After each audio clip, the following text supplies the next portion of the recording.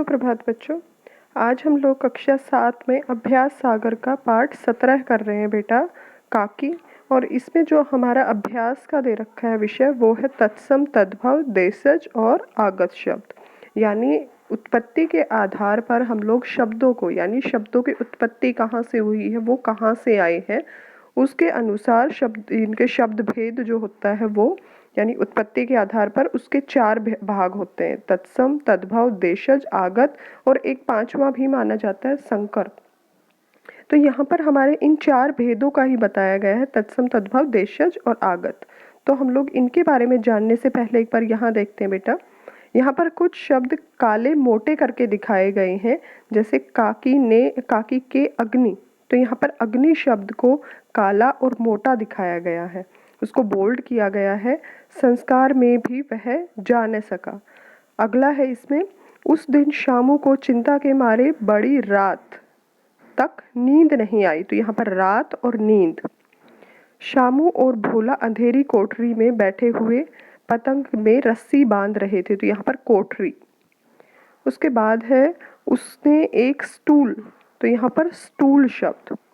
तो यहाँ पर कुछ शब्द ऐसे हैं जिनको मोटा और काला किया गया है, तो वहाँ पर उनको अलग अलग हम लोग उत्पत्ति या स्रोत के आधार पर, यानी वो कहाँ से आए हैं, उस आधार पर इन शब्दों को 4 श्रेणियों में बांटा गया है। तो पहले यहाँ पर जो अग्नि है बेटा, वो है हमारा तत्सम शब्द। तत्सम क्या होते हैं? वे शब्द होते हैं जो संस्कृत भाषा से हिंदी में बिना किसी परिवर्तन के, यानी ज्यों के त्यों हिंदी में उन शब्दों का प्रयोग होता है, तो वो तत्सम शब्द कहलाते हैं। जैसे अग्नि, रात्रि, क्षेत्र। तो यहाँ पर हमारे तीनों शब्द जो हैं ये क्या है? संस्कृत भाषा के शब्द हैं जिनको हम लोग हिंदी में प्रयोग करते हैं। तो जो शब्द यू के एज इट इज़, यानी जो के त्यों हम लोग हिंदी में भी उनका वैसे ही प्रयोग करते हैं बिना किसी परिवर्तन के, वो हमारे तत्सम शब्द कहलाते हैं। तो अग्नि उन्हीं में से एक है, यानी तत्सम शब्द है। फिर जो दूसरा हमारा वाक्य था बेटा, उसमें रात और नींद, ये दोनों शब्द दिए हैं। तो रात और नींद में क्या होगा? ये हमारे तद्भव शब्द हैं, यानी संस्कृत शब्दों में कुछ ना कुछ बदलाव करके। अब संस्कृत शब्द इसमें क्या था? रात्रि था। तो रात्रि में हमने थोड़ा सा बदलाव किया और उसका रात बना दिया। तो रात शब्द जो है वो कुछ बदलाव के बाद हिंदी में प्रयोग होने लगा है। तो यहाँ पर ये कहलाते हैं तद्भव, यानी जो शब्द किसी बदले हुए रूप के बाद हिंदी में प्रयोग होने लगा है, यानी जिसको थोड़ा बहुत हम लोग बदल के हिंदी में प्रयोग करते हैं, वो हमारे तद्भव शब्द होते हैं। जैसे रात, रात्रि का हमने रात बनाया है, निंद्रा उसका नींद बनाया है। तो यहाँ पर हमारे हो जाते हैं ये तद्भव शब्द। उसके बाद यहाँ पर दे रखा है बेटा कोठरी। कोठरी है देशज। देशज कैसे होता है? जो किसी जन साधारण की, यानी साधारण जनता की बोलचाल की भाषा में जिसको प्रयोग किया जाता है। मान लीजिए हम लोग, कोई भी बच्चा हो, अगर वो ज़्यादा खाता है तो उसको हम लोग पेटू कहने लग जाते हैं। अगर कोई स्कूटर है, कोई बाइक है, और अगर वो मतलब ज़्यादा शोर करती है तो उसको हम लोग फटफटिया बोलने लग जाते हैं। तो ये कुछ ऐसे शब्द होते हैं जिनको हम लोग, जो साधारण जनता जो होती, जन साधारण जो होता है, एक सीमित एरिया में भी होता है, एक क्षेत्र में उसका प्रयोग होता है उन शब्दों का, तो वो हमारे होते हैं देशज, यानी हमारे देशी शब्द। उनको देसी भी कहते हैं या देशज भी कहते हैं, दोनों ही इनको बोल सकते हैं। तो वो आम बोलचाल की भाषा में जिन शब्दों का हम लोग प्रयोग करने लग जाते हैं वो होते हैं हमारे देशज। अब उसके बाद आता है हमारा स्टूल। तो यहाँ पर स्टूल शब्द है वो आगत है। आगत का अर्थ होता है बेटा, क्योंकि हमारा जैसे हिंदी भाषा में बहुत सारी दूसरी भाषाओं के भी शब्द यूज़ किए जाते हैं, वो भी प्रयोग में लाए जाते हैं। जैसे डॉक्टर है, डॉक्टर को हम लोग, वो इंग्लिश भाषा का शब्द है, लेकिन उसको हम लोग इतनी आसानी से, मतलब सब लोग उसका प्रयोग करते हैं। वो इतना हो चुका है कि हम लोग चिकित्सक बोलने की बजाय डॉक्टर बोलते हैं। तो वो ऐसे शब्द जो हिंदी में आम रूप से प्रयोग किए जाते हैं, आमतौर पर वो शब्दों का प्रयोग होता है और वो किसी दूसरी भाषा के शब्द हैं, तो उनको आगत कहते हैं। यानी आगत या फिर विदेशी शब्द, दोनों में से कोई भी इसका प्रयोग कर सकते हैं। आगत भी कह सकते हैं और विदेशी भी उनको कह सकते हैं। अब इनकी परिभाषाएं दी हुई है कि जो शब्द संस्कृत भाषा में हिंदी में बिना किसी परिवर्तन के लिए गए हैं वो तत्सम होते हैं, जैसे अग्नि, रात्रि, क्षेत्र। जो शब्द रूप बदलने के बाद संस्कृत से हिंदी में आए हैं, यानी उनमें कुछ ना कुछ बदलाव करके उनको हिंदी में प्रयोग किया जाने लगा है, वो होते हैं तद्भव। अब जैसे यहाँ पर अग्नि है, अग्नि का हमने आग बनाया, रात्रि का रात बनाया, क्षेत्र का खेत बना दिया। तो यहाँ पर क्या है, ये वो शब्द हैं जो बदलाव के बाद तैयार हुए हैं, आग, रात, खेत। तो ये तद्भव शब्द है हमारे। फिर इसमें दे रखी इसकी परिभाषा कि जो शब्द क्षेत्रीय प्रभाव के कारण या फिर परिस्थिति या आवश्यकता अनुसार बनकर प्रचलित हो जाते हैं, यानी उनको उपयोग इतना बढ़ जाता है कि उन्हीं शब्दों का हम लोग प्रयोग करने लग जाते हैं, लेकिन वो किसी क्षेत्रीय प्रभाव के कारण होते हैं, यानी किसी एक सीमित क्षेत्र में उसका प्रयोग होता है। तो वो हमारे होते हैं देशज। विदेशी जातियों के संपर्क में, जैसे आपको पता है कि हमारे यहाँ पर अंग्रेज बहुत दिन तक रहे थे, यहाँ पर पुर्तगाली भी थे, तो यहाँ उन भाषाओं से वो लोग यहाँ पर रहे हैं, अपनी भाषा का उन्होंने प्रयोग किया है। तो वो जो शब्द हैं, कुछ ऐसे शब्द हैं जिनको हम लोग हिंदी में प्रयोग करने लगे हैं, जैसे पेंसिल है, स्कूल है। स्कूल को हम लोग विद्यालय नहीं बोलते, उसको सीधा सीधा हम लोग स्कूल बोलने लग जाते हैं। तो ये स्कूल जो है वो आम भाषा में प्रयोग होने लगा है, हिंदी में उसका प्रयोग होने लगा है। तो ऐसे शब्द जो विदेशी जातियों के संपर्क से, यानी विदेशों से हमारे इधर हिंदी में प्रयोग हुए हैं, वो किसी विदेशी भाषा से आए हुए हैं, तो वो हमारे हो जाते हैं विदेशी शब्द या आगत शब्द। अब यहाँ पर क्वेश्चन नंबर 2 दे रखा है बेटा, इसमें नीचे दिए गए शब्द समूहों में से तत्सम हमें छांट कर लिखने हैं, यानी तत्सम पर हमें घेरा लगाना है। तत्सम मतलब जो हमारे संस्कृत वाले शब्द हैं वो। अब यहाँ पर पहले वाले में है सीख, आश्रय और आसरा। तो यहाँ पर जो दूसरा शब्द है आश्रय, वो हमारा तत्सम शब्द है। नेक्स्ट वाले में 10 कर्म और काम, तो यहाँ पर जो कर्म शब्द है वो हमारा रहेगा तत्सम, क्योंकि वो हमारा संस्कृत का शब्द है। हम लोग अगर पहचान करने लगे बेटा, तो पहचान में जैसे र वाली यानी रेफ जो होता है वो ज़्यादातर तत्सम शब्दों में ही प्रयोग हुआ होता है। और जो जैसे इसमें है त्र का प्रयोग होता है और उसमें क्ष का प्रयोग होता है। तो ये शब्द ऐसे हैं, अण जो होता है, मतलब इस टाइप के जो शब्द होते हैं वो ज़्यादा, ये वर्ण जो हैं ये तत्सम शब्दों में प्रयोग होते हैं। उनका हम लोगों ने कुछ बदलाव किया, जैसे त्र है, त्र से हमने उसमें बना दिया हमने त। अब जैसे इसमें है पत्र है, तो पत्र का हमने पत्ता उसको बोला जाता है, पत्ता।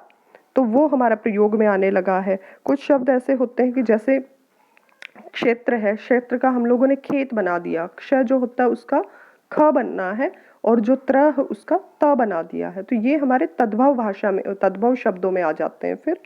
लेकिन यहाँ हम लोग देख रहे हैं सत्य, तीसरे वाला है उसमें पैर, सत्य और सच। सत्य जो होता है वो हमारा तत्सम शब्द है, सच उसका हो जाता है तद्भव रूप। तो यहाँ पर सत्य को हमने घेरा लगाया हस्त, हस्त मतलब हाथ। तो यहाँ पर हमारा जो है हस्त है वो हमारा तत्सम शब्द है। दूध, पानी, पत्र, तो यहाँ पर दूध और पानी वो दोनों ही हमारे हिंदी के शब्द यानी तद्भव हैं, और पत्र जो है वो हमारा तत्सम यानी संस्कृत का शब्द है। उसके बाद आता है हमारा तद्भव शब्दों पर। यहाँ क्वेश्चन नंबर 3 में हमें तद्भव शब्दों पर घेरा लगाना है। तद्भव यानी वो शब्द जो किसी बदलाव के बाद हिंदी में प्रयोग होने लगे हैं। अब यहाँ पर देखिए बेटा, पहले इसमें हाथी, हस्ती और चरण, ये दोनों के दोनों हमारे तत्सम शब्द हैं, और हाथी है वो हमारा तद्भव है। अगले वाले में मिट्टी, ये ग्रह, मिट्टी, दुग्ध, तो ग्रह और दुग्ध ये दोनों ही हमारे किसमें है, तद्भव शब्द आते, सॉरी तत्सम शब्द आते हैं। तद्भव हमारा कौन सा होगा, मिट्टी, क्योंकि मिट्टी को संस्कृत में अगर बोला जाए तो उसका तत्सम रूप जो होता है वो होता है मृत्तिका। अब अगले वाला आता है इसमें जीभ, लोटा, कर्ण। तो कर्ण जो होता है वो हमारा क्या है, तत्सम शब्द है। लोटा है वो हमारा देशज है, और जीभ है वो हमारा तद्भव शब्द है, वो यानी हमारा हिंदी वाला शब्द है। उसका अगर हम संस्कृत में देखते हैं तो वो जिह्वा होता है, और उसको हिंदी में हम लोग जीभ बोलते हैं। तो जीभ जो है तद्भव रूप हमारा रहेगा। फिर है सच, बटन, खटिया।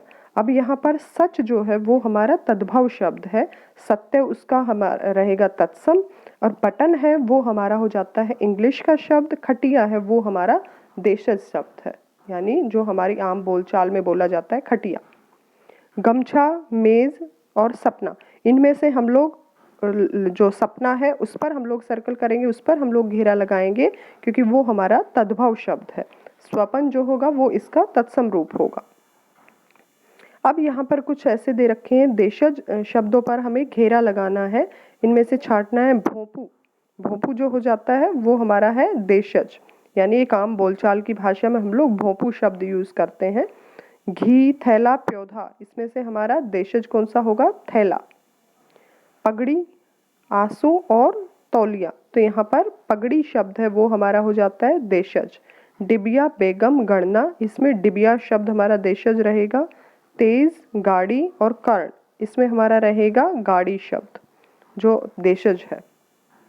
उसके बाद हमारा आता है यहाँ पर क्वेश्चन नंबर 5 में आगत शब्द दे रखे हैं, उन पर हमें घेरा लगाने, यानी जो शब्द दिए हैं, सब शब्द समूह दे रखे हैं, उसमें 3-3 शब्द दिए हैं, हम लोगों को छांट के वो उस पर आगत शब्दों पर घेरा लगाना है, यानी इनमें से कौन सा आगत है। अब डॉक्टर है, डॉक्टर को हम लोग सर्कल करेंगे क्योंकि डॉक्टर एक इंग्लिश का शब्द है, तो इसलिए हम वो आगत शब्दों में आया हुआ है। यह अगले वाले में है सूखा, कॉलेज और माता, इसमें से हम लोगों को कॉलेज शब्द पर हम लोग घेरा लगाएंगे क्योंकि वो भी विदेशी शब्द है, वो एक इंग्लिश का शब्द है। अगले वाले में मुख, हंसी और मशीन, मशीन जो है वो भी हमारा देशज शब्द है, ये आगत शब्द है क्योंकि वो विदेशी है, इंग्लिश का शब्द है तो हमारा हिंदी का नहीं है, वो मतलब तद्भव नहीं है, तत्सम नहीं है और देशज नहीं है, वो आगत शब्दों में आता है, विदेशी शब्द है। खत, खत भी हमारा देश इसमें आगत में आएगा। फिर उसके बाद स्वपन, लेटर बॉक्स और बुढ़ा, इसमें से लेटर बॉक्स क्योंकि वो इंग्लिश का शब्द है तो हम लोग उसको सर्कल करेंगे आगत शब्दों में। फिर इसमें 6 वाला दे रखा है, प्रश्न संख्या जो 6 है उसमें नीचे तत्सम शब्दों के तद्भव रूप लिखने, यानी यहाँ पर तत्सम लिखे हुए हैं, हमें इस हेल्प बॉक्स में से, जो हेल्प बॉक्स हमारा दे रखा है ये सर्कल कर रखे हैं, इनमें से हमें वो शब्द छांट के लिखना है जो इसका तद्भव रूप है। अब पादप, पादप को क्या होता है, उसका हिंदी रूपांतरण क्या होगा उसका, यानी तत्सम क्या होगा? प्योधा।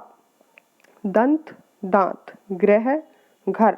सत्य, सच। सप्त, सात। और भ्रातृ, भाई।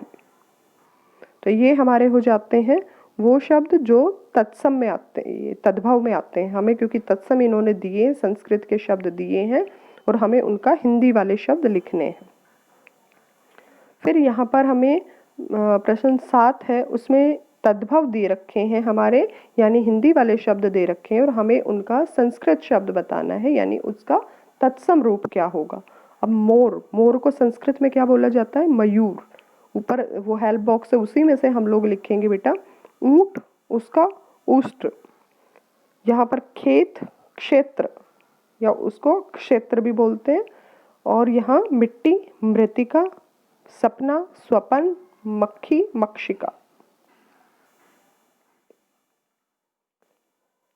अब यहाँ पर है हमारा ये क्वेश्चन जो है 8वां, उसमें देखिए कि चित्र दे रखे हैं और चित्रों के अनुसार उनके नाम लिखने हैं हमें, तत्सम भी और तद्भव भी, यानी उसको संस्कृत में क्या कहते हैं और उसको हिंदी में क्या कहते हैं।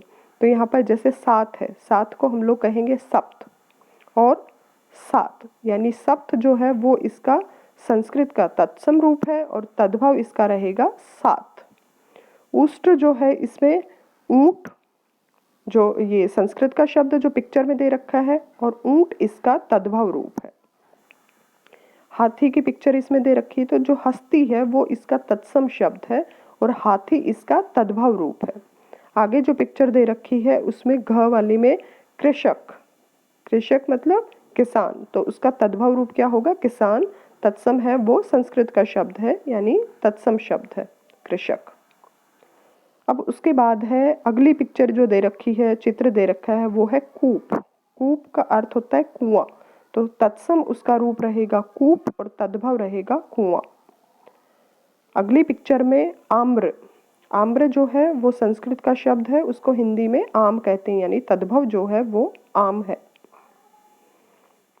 अब प्रश्न संख्या इस पे दे रखी है हमारी 9, तो इसमें कुछ शब्द दिए हैं जैसे तृण है, पेंसिल है, रात, स्वर्ण, उम्र, ऊंचा, गमछा, दधी, रेडियो, खिचड़ी, सोना, बस, तिनका, कर्ज, रात्रि, रपटना, उच्च, चिमटा, दही और हुक्का। तो ये शब्द दे रखे हैं, हमें इनकी श्रेणियों के अनुसार लिखने हैं, यानी तत्सम, तद्भव, देशज और आगत। उनमें हमें छांट कर लिखना है कि कौन सा शब्द यहाँ पर तत्सम है, कौन सा यहाँ तद्भव है और कौन सा देशज और कौन सा आगत शब्द है। अब इसमें देखिए पहला शब्द हमारा है तृण।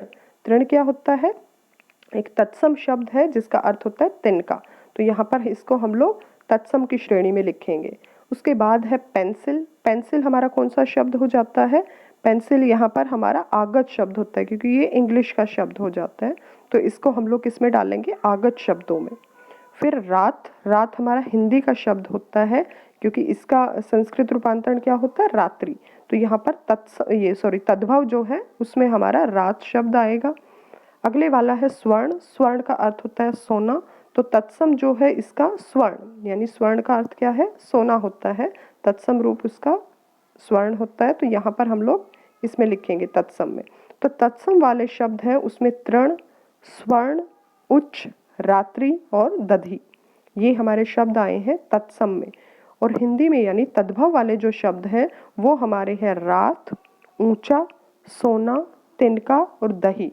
ये इन्हीं ऊपर वालों के ही हिंदी में वो दे रखे हैं, तद्भव रूप दे रखे हैं। तृण का होता है तिनका, स्वर्ण का सोना, उच्च का ऊंचा, रात्रि का होता है रात और दधी का होता है दही। फिर हमारे आते हैं देशज। देशज में हमारा क्या होगा? इसमें जो खिचड़ी, ठीक है, इसमें हमारा खिचड़ी शब्द है वो क्या है? एक देशज है। गमछा, चिमटा, हुक्का और रपटना, ये हमारे हो जाते हैं देशज शब्द, यानी जो हमारी आम बोलचाल की, जनसाधारण की जो आम बोलचाल की भाषा है उनमें इन शब्दों का प्रयोग किया जाता है। उसके बाद हमारा आता है आगत शब्द। आगत में उम्र, कर्ज, पेंसिल, रेडियो, बस। तो ये सारे के सारे शब्द कौन से हैं? हमारे आगत हैं, यानी इनमें से कोई भी शब्द ऐसा नहीं जो हमारा भारतीय शब्द है, ये विदेशी शब्द है। उम्र है, कर्ज है, पेंसिल है, रेडियो है, बस है, ये हमारे इंग्लिश वाले शब्द हैं, उर्दू और फारसी शब्द हैं जो आगत शब्दों में आते हैं। आगत शब्द जिसमें उर्दू के शब्द भी आते हैं, फारसी के भी आते हैं, पुर्तगाली के भी आते हैं, फ्रांसीसी शब्द होते हैं, चीनी होते हैं। तो ये सारे अलग अलग भाषाओं के शब्द सारे के सारे आगत में ही आते हैं वो। अब यहाँ देखिए हमारा इसमें दे रखा है कि नीचे एक दो इसमें वो दे रखे हैं, खंड दे रखे हैं, क वाला वर्ग और ख वाला। तो हमें उसका उचित मिलान करना है, यानी समान अर्थी शब्दों को समान अर्थ वाले शब्दों के साथ उनका मिलान करना है। भूमि, भूमि का अर्थ कहाँ होगा? यानी भूमि है उसको हम लोग क्या कहेंगे? जमीन। तो हम लोग भूमि को मिलाना है जमीन के साथ। शयन मतलब सोना। विघ्न, बाधा, रुकावट, तो उसको हम लोग यहाँ मिलाएंगे। मुखबिर, जासूस और प्रफुल्ल, खुश, जो इसमें दे रखा है नीचे, ठीक है। तो ये हमारा हो जाता है। अगले वाला जो प्रश्न है बेटा उसमें दे रखा है 11वां, यानी यहाँ नीचे दिए शब्द वाक्यों को ध्यान से पढ़ना और उसमें प्रयुक्त जो क्रिया विशेषण है उनके आपको नाम लिखने हैं। जैसा कि आपको पता है बेटा कि हमारे पीछे पाठ आया था उसमें क्रिया विशेषण का बताया गया है कि क्रिया की विशेषता बताने वाले शब्दों को क्या कहते हैं? क्रिया विशेषण कहते हैं। अब क्रिया विशेषण को हम लोग 4 भागों में बांटते हैं। एक पहला जो उसमें होता है रीतिवाचक होता है, रीतिवाचक क्रिया विशेषण, स्थानवाचक क्रिया विशेषण, कालवाचक या समयवाचक क्रिया विशेषण और चौथा होता है परिमाणवाचक विशेषण। अब यहाँ पर हमारा पहला, यानी अगर हम लोग किसी भी कोई भी हमारा कार्य हो रहा है तो हम लोग देखते हैं कि वो कार्य कैसे हुआ, वो कब हुआ, वो क्रिया कहाँ हुई और वो कितनी। तो यहाँ पर हम लोगों को अगर हमें उस वाक्य से स्थान का यानी कहाँ इसका उत्तर मिल रहा है तो वो स्थानवाचक होता है। जैसे वह वहां से भाग गया, कहाँ से भाग गया? उस स्थान का बता रखा है कि वहां से भाग गया, तो यहाँ पर हमारा होगा स्थानवाचक क्रिया विशेषण। उसके बाद है उसने ऊपर एक पतंग उड़ती देखी। कहाँ उड़ती देखी उसने? ऊपर, तो यहाँ स्थान बताया गया है। उसका रुदन तो धीरे धीरे शांत हो गया। कैसे शांत हो गया? धीरे धीरे, यानी उसका तरीका बताया गया है कि कैसे शांत हुआ है, धीरे धीरे शांत हुआ है। तो यहाँ पर रीतिवाचक क्रिया विशेषण। पतंग अभी मंगा दो। अब अभी ये कब का स्थान उसका कालवाचक बता रखा है कि इसमें समय पूछा गया है कि कब मंगा दो, अभी मंगा दो, तो यहाँ पर हमारा कालवाचक। उस दिन बड़े सवेरे शामू की नींद खुली। कब खुली? कब का उत्तर हमें मिल रहा है, इसका मतलब कालवाचक क्रिया विशेषण। इधर उधर देखकर, किधर यानी स्थान इसमें पूछ रखा है। कहाँ देखकर? उसके पास एक स्टूल रखा था, उसने कहाँ देखा? इधर उधर देखा उसने, तो यहाँ पर भी हमारा स्थानवाचक रहेगा। उसके बाद यहाँ पर दे रखा है बेटा हमारा, इसमें अपने छोटे भाई को एक पत्र लिखते हुए बताइए कि पतंग उड़ाते समय किन किन सावधानियां हैं वो बरतनी चाहिए, यानी किन किन सावधानियों का हमें ध्यान रखना चाहिए, कौन कौन सी बातें हम लोग ध्यान में रखनी चाहिए। तो यहाँ पर हम लोग पहले इसमें हम पता लिखते हैं यहाँ, यानी परीक्षा भवन, अगर हम लोग कोई भी एड्रेस यहाँ पे डालना चाहे, पता डालना चाहे तो वो डाल सकते हैं, नहीं तो हम लोग यहाँ पर परीक्षा भवन क ख ग कर सकते हैं। फिर यहाँ पर दिनांक है, दिनांक हमारा हो जाता है बेटा, जिस दिन हम लोग लिख रहे हैं वो आप लोग लिख सकते हो, या आगे पीछे की भी कभी की भी आप लोग इसमें दिनांक लिख सकते हो कोई भी। फिर है प्रिय भाई अजय, तो यहाँ पर प्रिय भाई नाम आप कोई भी लिख सकते हो। यहाँ पर शुभ आशीर्वाद, यहाँ पर शुभाशीर्वाद, तो यहाँ पर शुभ के लिए मतलब अच्छे के लिए आशीर्वाद। अब बड़ा भाई अपने, उसने अपने छोटे भाई को पत्र लिखना है, तो अपने छोटे भाई को हम लोग आशीर्वाद देंगे, उसको शुभाशीष भी बोल सकते हैं या शुभ आशीर्वाद भी उसको बोल सकते हैं, यानी अच्छे के लिए आशीर्वाद या शुभ अच्छे के लिए आशीष उसको देना है। फिर हम लोग लिखेंगे कि भाई कल मेरी माँ से या कल माँ से मेरी टेलीफोन पर बात हुई थी, उन्होंने बताया कि तुम अपनी पढ़ाई अच्छे से कर रहे हो, आजकल तुम पर पतंग उड़ाने का शौक चढ़ा हुआ है। यहाँ और प्रिय भाई पतंग उड़ाने में, यानी हमें ये तो पता चल गया कि हमारा छोटा भाई वो पतंग उड़ाता है, लेकिन उसके लिए कौन कौन सी सावधानियां उसको बरतनी चाहिए वो हम लोग उसको बताएंगे, सुझाव देंगे कि प्रिय भाई पतंग उड़ाने में तुम्हें कुछ सावधानियां भी बरतनी चाहिए। जैसे तुम्हें छत के बीच में खड़ी होकर पतंग उड़ानी चाहिए, यानी किनारे तक नहीं जाना चाहिए, क्योंकि पतंग उड़ाते उड़ाते कई बार पीछे जाया जाता है और पतंग की तरफ ध्यान न होने के कारण मतलब छत की हम लोगों को ध्यान नहीं रहता, अगर वहाँ पर जो दीवारें हैं, छत की दीवारें बहुत छोटी है तो पीछे गिरने का डर होता है। इसलिए जो पतंग होती है वो हमें किसी किनारे पर नहीं बल्कि छत के किनारे खड़े होकर उड़ानी चाहिए, मतलब छत के बीच में खड़ी होकर उड़ानी चाहिए। इसके अलावा जैसे खुले मैदान में लिख सकते हैं हम लोग कि हमें खुले मैदान में पतंग उड़ानी चाहिए, ताकि पीछे इसमें गिरने का डर ना रहे, क्योंकि छत पे हम लोगों को पीछे गिरने का डर होता है, तो इसलिए या तो छत के बीच में खड़े होकर पतंग उड़ाओ या किसी खुले स्थान पर जाकर खुले मैदान में जाकर पतंग उड़ानी चाहिए। मांझा, मांझा मतलब जो धागा होता है जिससे वो पतंग, जो डोर होती है जिसको हम लोग डोरी बोलते हैं, तो वो डोर उसको सावधानी से पकड़ना चाहिए, क्योंकि उससे हाथ भी कट सकता है। किसी अच्छी मांझे का या अच्छे धागे का प्रयोग करना चाहिए, क्योंकि कुछ पतंगों में उसमें कुछ डोरों में या कुछ धागे में जो मांझा उसमें कांच भी लगाया जाता है, तो उसको हमने बड़े सावधानी से पकड़ना चाहिए, क्योंकि हाथ कटने का उससे डर रहता है। तो कुछ और भी आप लोग सुझाव दे सकते हैं कि तुम्हें दोपहर को पतंग नहीं उड़ानी चाहिए, थोड़ा सा ठंडा होने के बाद पतंग उड़ाओ, क्योंकि दोपहर की गर्मी जो होती है वो तुम्हें नुकसान दे सकती है। या फिर कोई और आपको वो लग रहा है कि ऐसा सुझाव आप दे सकते हो, तो वो इसमें आप लोग लिख सकते हो, इनकी जगह भी लिख सकते हो। बाकी इसमें स्पेस कम है तो हमने 2-3 ही यहाँ पर सावधानियाँ लिखी हैं। तो आगे आप लोग लिखोगे, जब पत्र खत्म करना होता है तब हम लोग लिखेंगे, मुझे आशा है कि तुम इन सुझावों पर ध्यान दोगे। माताजी पिताजी को मेरा प्रणाम कहना और तुम्हें बहुत सारा प्यार, तुम्हारा भाई। तो यहाँ अपना नाम लिखेंगे, कोई भी आप नाम इसमें लिखा जा सकता है। तो ये हमारा हो जाता है बेटा चैप्टर, जिसका मेन हमारा व्याकरण का विषय था तत्सम तद्भव देशज और आगत। इसमें संकर शब्द नहीं आया है, संकर वो भी कैसे, उसमें दो भाषाओं के अगर शब्दों से मिलकर कोई शब्द बना, जैसे लाठी चार्ज है, तो लाठी जो होता है वो हिंदी का शब्द हो जाता है और जो चार्ज है वो इंग्लिश का शब्द हो जाता है, तो दोनों भाषाओं से मिलकर बना हुआ है। रेल गाड़ी है, तो वहाँ पर रेल जो है वो इंग्लिश का शब्द हो जाता है, जबकि गाड़ी है वो हमारा देशज शब्द है। तो वो अलग अलग जो शब्दों से मिलकर बने होते हैं वो हमारे हो जाते हैं संकर शब्द। तो ये भी उसमें दिया नहीं है हालांकि इधर, लेकिन फिर भी हम लोग उसको लिख सकते हैं, समझ सकते हैं कि देशज क्या होते हैं। तो ये आपका हो जाता है बेटा पाठ, आपको इसको अभ्यास सागर की पुस्तक में पूरा करना है। Thank you.